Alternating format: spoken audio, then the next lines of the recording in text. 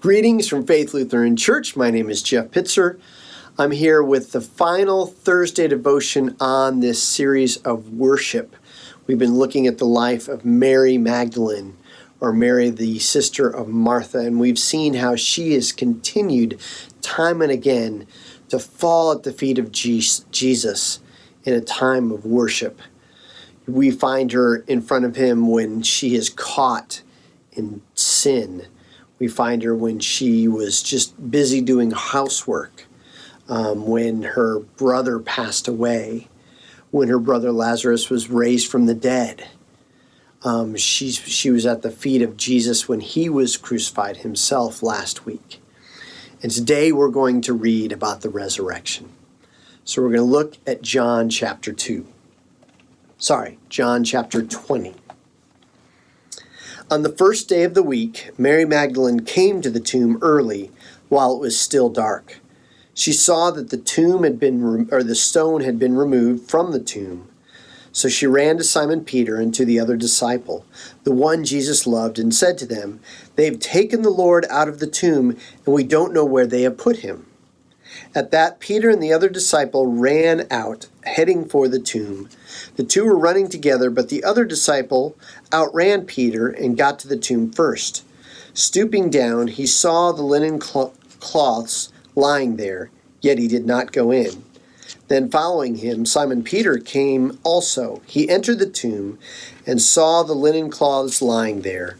The wrapping that had been on his head was not lying with the linen cloths, but was folded up in a separate place by itself. The other disciple who had reached the tomb first then entered the tomb, saw, and believed. For they still did not understand the scripture that he must rise from the dead. Then the disciples went home again. But Mary stood outside, facing the tomb, crying.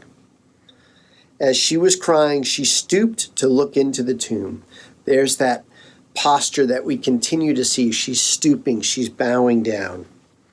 She saw two angels in white sitting there, one at the head and one at the feet, where Jesus' body had been lying. They said to her, "Woman, why are you crying?" "Because they have taken away my Lord," she told them, "and I don't know where they put him."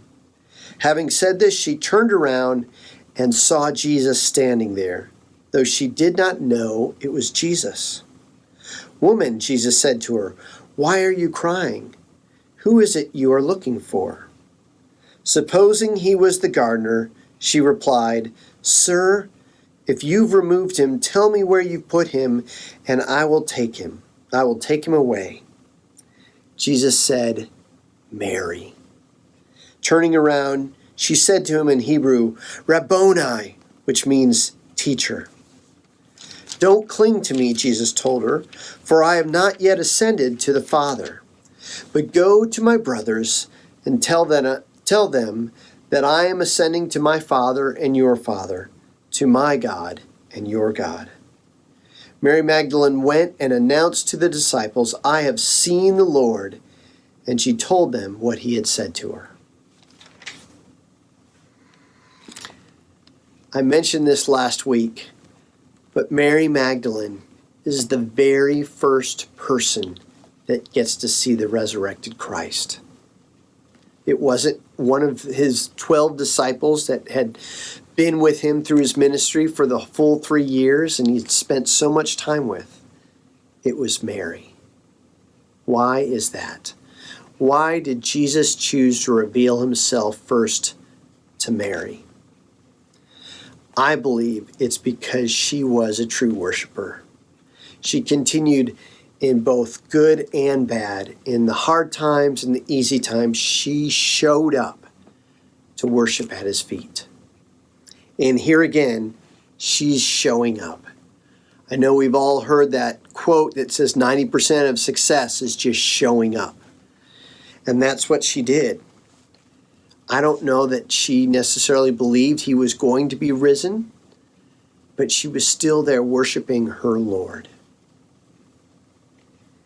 You know, it's interesting. Jesus asks a question, who is it you are looking for?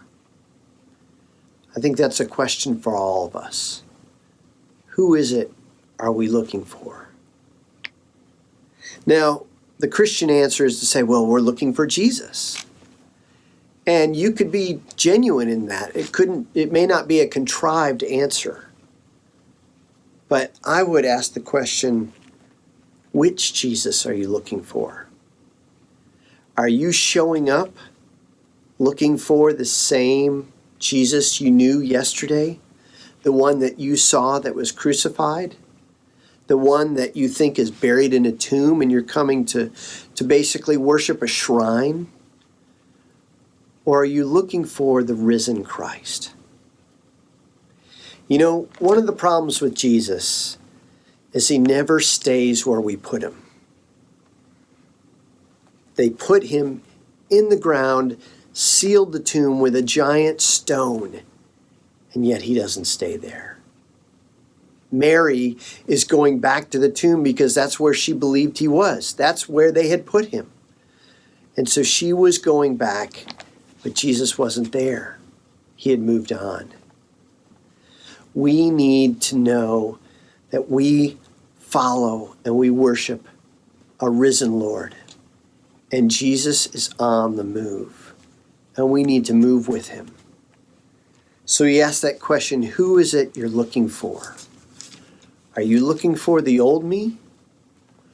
Or are you willing to worship and believe in the new me, the fulfillment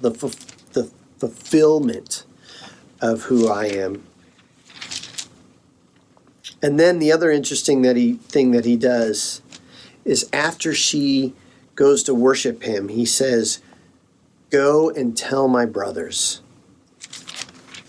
That's the thing about worship, is that we come and we worship before the Lord. But when we have had a true experience with the risen Christ, we are sent out. We have to go and tell.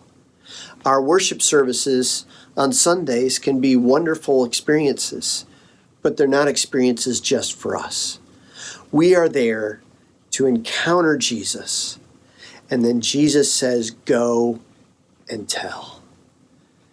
The first person to be the evangelist of the risen Jesus is Mary Magdalene. I hope that this series on worship has been encouraging to you, maybe challenging to you. I know it's challenging to me. As your director of worship at Faith Lutheran Church, I definitely feel like I fall short in so many of these areas that Mary has been an example to us. But here she was.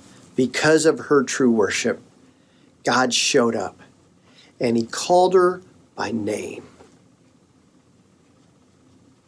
Do you want to hear Jesus call you by name?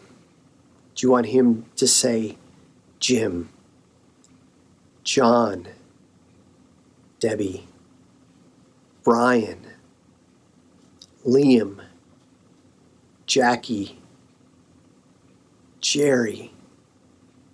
The list goes on. Put your name in that place.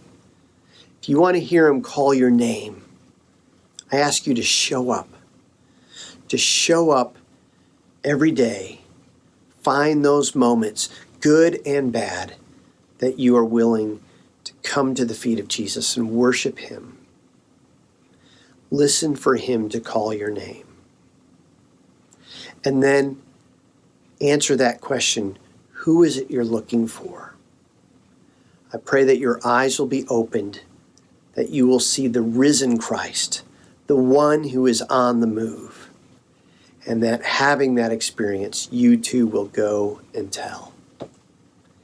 God bless you all. I look forward to us getting together very soon and worshiping together. God bless you.